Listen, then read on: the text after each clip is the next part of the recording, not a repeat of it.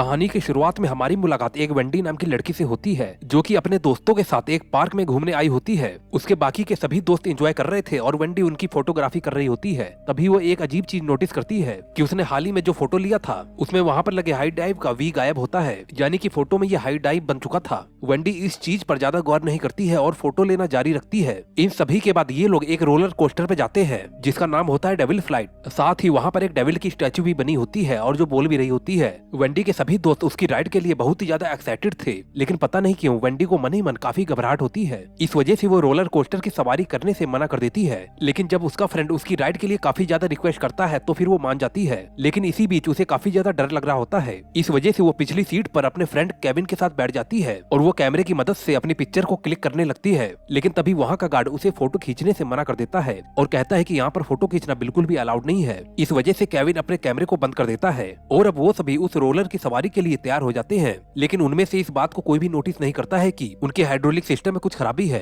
अब ड्राइवर उस roller coaster को स्टार्ट कर देता है और कुछ दूर जाने के बाद उसका फ्रेंड अपने कैमरे को निकालकर वीडियो शूट करने लगता है। लेकिन जैसे ही रोलर घूमता है तो उसका कैमरा नीचे की तरफ गिर जाता है और उसका कैमरा रोलर के ट्रैक पर लिपट जाता है। रोलर जैसे ही कैमरे की तरफ जाता है तो उसके हाइड्रोलिक सिस्टम पूरी तरीके से फेल हो जाता है और उन लोगों की सिक्योरिटी चेयर भी खुल जाती है। उसी समय ही रोलर के 2 चक्के खुल जाते हैं और जिसकी वजह से उनके 2 दोस्त नीचे गिर जाते हैं। ये सब कुछ देखकर बाकी के सभी लोग बहुत ही ज्यादा डर जाते हैं। अब उनका एक और दोस्त बाहर की तरफ गिरने लगता है। केविन उसे बचाने की काफी कोशिश करता है, लेकिन जब तक वो नीचे गिर कर मर जाता है अब वो रोलर कोस्टर उल्टा होकर ट्रैक पर ही रुक जाता है, जिससे उनके 2 दोस्त और नीचे गिर जाते हैं। केविन और कैंडी वहीं पर ही लटके हुए थे और वो किसी तरीके से फिर से कोस्टर को सीधे ट्रैक पर ले जाते हैं। लेकिन ढलान की वजह से केविन भी कटकर मारा जाता है और आगे जाकर वो रोलर कोस्टर नीचे गिर जाता है, जिस वजह से आखिरी में बची वेंडी भी मौत का शिकार हो जाती है। लेकिन तभी अचानक से उसे होश आ जाता है और हर बार की तरह हमें पता चलता है कि ये तो उसका एक विजन था। लेकिन तभी वो अपने सामने खड़े गार्ड को देखती है जो कि उसे कैमरा यूज करने से मना कर रहा था और अब वो नोटिस करती है कि वहाँ पर होने वाली एक्टिविटी उसी तरीके से हो रही है जैसा कि उसने अपने बुरे ख्वाब में देखा था। इस वजह से वो काफी ज्यादा डर जाती है और चिल्लाते हुए कहती है कि ये रोलर कोस्टर क्रैश होने वाला है और इसमें सवार सभी लोग मरने वाले हैं। और तभी वहाँ पर राइड का मैनेजर आता है और उन लोगों को मशीन से बाहर निकाल देता है। लेकिन उस ट्रैक पर 2 बोगियां होती है, उनमें से दूसरे बोगी की सिक्योरिटी सीट नहीं खुल पाती है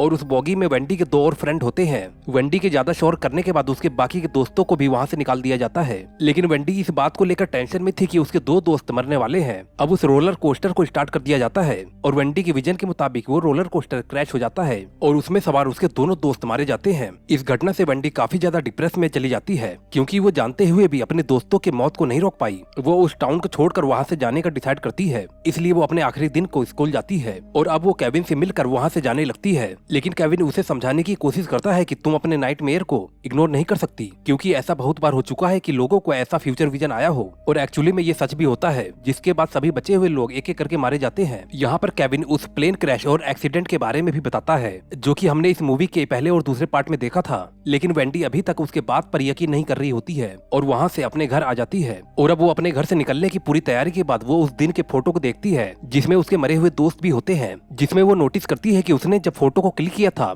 और उसके पीछे वो रोलर कोस्टर भी दिख रहा होता है जिसकी वजह से वो मारा गया था। इसका मतलब उसकी मौत कोस्टर से ही होनी थी। इसी सेंस को देखते हुए वो अपने बाकी दोस्तों की भी फोटो देखती है जिनमें उसकी 2 फ्रेंड होती है, लेकिन उस फोटो में वेंडी को कुछ भी ऐसा दिखाई नहीं देता है कि जिससे उनकी मौत हो सके। इसलिए वो उन दोनों को कॉल करती है, लेकिन उनमें से कोई भी उसकी कॉल को पिक नहीं करता है। दरअसल वो दोनों उस समय टैनिंग सैलून में होती है, जहाँ पर वो दोनों बेड पर जाने से पहले मशीन के स्टेबलाइजर पर एक कोल्ड ड्रिंक को रख देती है, जिससे उनका स्टेबलाइजर खराब होने लगता है। मगर वो दोनों ईयरफोन को लगाकर बेड में सो जाती हैं और जिस वजह से उन्हें शॉर्ट सर्किट की आवाज नहीं आती है और बेड के अंदर का टेम्परेचर अपने आप ही बढ़ने लगता है और कुछ देर बाद उन्हें बहुत ही ज्यादा हीट महसूस होने लगती है। लेकिन तभी एक लकड़ी गिरकर उनके बेड के दोनों दरवाजों के बीच में फंस जाती है, जिस वजह से वो दोनों उसके अंदर ही कैद हो जाती हैं। वो दोनों चिल्लाते हुए वहाँ से निकलने की काफी कोशिश करती हैं, लेकिन अब मशीन का टेम्परेचर लगातार बढ़ रहा होता है और अब उन दोनों के बेड में आग भी लग जाती है, जिससे कि वो दोनों जिंदा ही जलकर मर जाती है। और उनके मौत का हिंट भी उस फोटो में था। दरअसल उन दोनों के बीच में एक पेड़ था, जिससे कि उन दोनों के ऊपर येलो लाइट रिफ्लेक्ट हो रही होती है, जो कि आग को इंडिकेट कर रही थी और इसी अकॉर्डिंग से उनकी मौत आग से हो जाती है।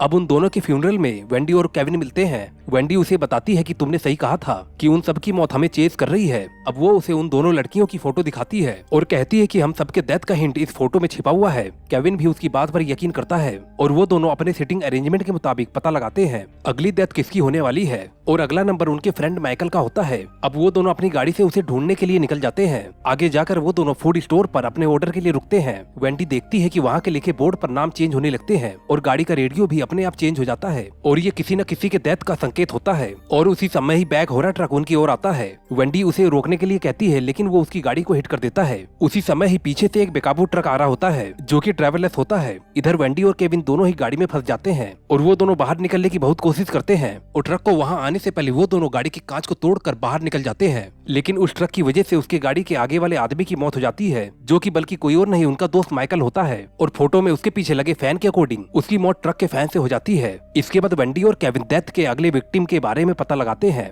और उसकी फोटो देखने के बाद उसमें उसका सर नहीं दिखाई दे रहा होता है और इस चीज से वो दोनों समझ जाते हैं कि उसकी डेथ कैसे होने वाली है और इसलिए वो दोनों अपने उस फ्रेंड के पास चले जाते हैं जिसका नाम लेविस होता है। वो दोनों लेविस को सब कुछ बता देते हैं लेकिन वो उन दोनों की बात पर बिल्कुल भी यकीन नहीं करता है और जिम में एक्सरसाइज करने लगता है और वेंडी देखती है कि उसके ऊपर 2 तलवारें लगी हुई है और तभी अचानक से वो दोनों तलवारें नीचे आ जाती हैं। मगर यहाँ पर लेविस नहीं मरता है इसलिए वो दोनों उसे फिर से समझाने की कोशिश करते हैं मगर उसी समय ही एक जिम इक्विपमेंट से उसका सर फट जाता है और वो भी मारा जाता है। अब डेथ का नेक्स्ट विक्टिम उसके 2 फ्रेंड जैसन और एरिन होते हैं जो कि दोनों ही किसी स्टोर में काम करते थे। इस वजह से वेंडी और केविन उसके पास जाते हैं लेकिन अभी तक ये नहीं पता चलता है कि उनकी मौत कैसे होने वाली है और तभी वेंडी कहती है कि जैसन की मौत उसके ऊपर कोई भारी चीज गिरने से होगी और तभी वहाँ पर बहुत ही सारे पाइप गिरते हैं मगर वो दोनों जैसन को बचा लेते हैं जिससे कि डेथ नेक्स्ट विक्टिम पर फॉरवर्ड हो जाती है। मगर उसके बारे में वो दोनों सोचते एरिन वहाँ पर एक स्क्रू गन से मारी जाती है। इन सभी हादसों की वजह से पुलिस वेंडी और केविन को अरेस्ट कर लेती है क्योंकि उन्हें लगता है कि इन सभी मौतों के पीछे उनका हाथ है। मगर जब उनको इनके खिलाफ कोई भी एविडेंस नहीं मिलता है तो फिर वो इन दोनों को छोड़ देते हैं। अब इसके बाद वेंडी अपने घर पर बैठी हुई नेक्स्ट पिक्चर को देखती है। अब जिससे पता चलता है कि नेक्स्ट बारी उसकी सिस्टर और उसकी फ्रेंड की होती है क्योंकि वो उस समय एक फेस्टिवल में गई हुई थी। इसलिए वेंडी केविन को फोन करके उसे फेस्टिवल में चलने के लिए कहती है लेकिन तब केविन उसे कहता है कि एक बार तुम हम दोनों की फोटो को भी चेक कर लो कि डेथ ने हम दोनों के लिए कौन सा प्लान किया है। इसलिए वेंडी सबसे पहले अपनी खुद की पिक्चर को चेक करती है लेकिन उसे उसमें कोई भी खास हिंट नहीं दिखाई देता है और तभी वो नोटिस करती है कि उसकी टी शर्ट पर मैकनली लिखा होता है जो कि उसके एक फ्रेंड का सरनेम है। इस बात से वो समझ जाती है कि उसे एन मारने वाला है। इसके बाद वो केविन की पिक्चर देखती है जिसमें कि फायर क्रैकर चलने की वजह से उसका फेस काफी सफेद आया था। इस चीज से वो समझ जाती है कि केविन की डेथ फायर क्रैकर की वजह से होने वाली है। इसलिए वेंडी जल्दी से गाड़ी को लेकर फेस्टिवल की ओर निकल जाती है लेकिन तभी उसका रेडियो ऑटोमेटिक ही ऑन हो जाता है और उसमें एक सॉन्ग बजने लगता है जिसका टाइटल होता है there is someone behind you. तभी वेंडी देखती है कि उसके पीछे एक गाड़ी आ रही है और वो एन होता है। इसलिए वेंडी डर कर गाड़ी को बहुत ही तेज भगाती है। वहीं दूसरी ओर फेस्टिवल में केविन वेंडी की सिस्टर को ढूंढ लेता है लेकिन जब तक वो एक भीड़ में चली जाती है उसी समय ही वेंडी भी फेस्टिवल में पहुंच जाती है। लेकिन तभी कुछ लड़के एक हॉर्स के पीछे फायर क्रैकर जला देते हैं जिससे कि वो घोड़ा वहाँ पर पागल होकर भागने लगता है और उसकी रस्सी वहाँ पर खड़े वेंडी की सिस्टर के गले में फंस जाती है और वो भी उस हॉर्स के पीछे घसीटती हुई चली जाती है। वो वहाँ पर पड़ी एक गाड़ी से टकराती है उससे पहले की केविन रस्सी को काट देता है और वो लोग एक बार फिर से डेथ को चीट कर देते हैं। इसका मतलब डेथ अब नेक्स्ट विक्टिम पर स्विच हो जाएगी। वो लोग ज्यादा कुछ सोचते इससे पहले की वेंडी के सिस्टर की फ्रेंड की डेथ हो जाती है और इसके बाद अब बारी आ जाती है केविन की लेकिन वेंडी किसी तरीके से उसको बचाने में कामयाब हो जाती है। इसका मतलब डेथ अब फाइनली वेंडी के ऊपर स्विच हो जाती है और तभी वहाँ पर एन आ जाता है। अब सभी लोग वहाँ से चले जाते हैं लेकिन एन उन तीनों को वहाँ से जाने नहीं देता है और वेंडी से कहता है कि तुम सबकी डेथ स्किप करके मुझे मारना चाहती है और इसलिए मैं तुम सबको यहाँ से नहीं जाने दूंगा। उसी समय ही उसके ऊपर बहुत ही सारे स्काई शॉट चलने लगते हैं लेकिन फिर भी एन किसी तरीके से जिंदा बच जाता है क्योंकि हम जानते हैं कि कोई भी विक्टिम अपने डेथ से पहले नहीं मर सकता है। लेकिन उन शॉट्स की वजह से उसके पीछे लगा पोल डैमेज हो जाता है और उसके नीचे दबकर एन भी मारा जाता है। दरअसल वहाँ पर उस पोल की वजह से वेंडी को मरना था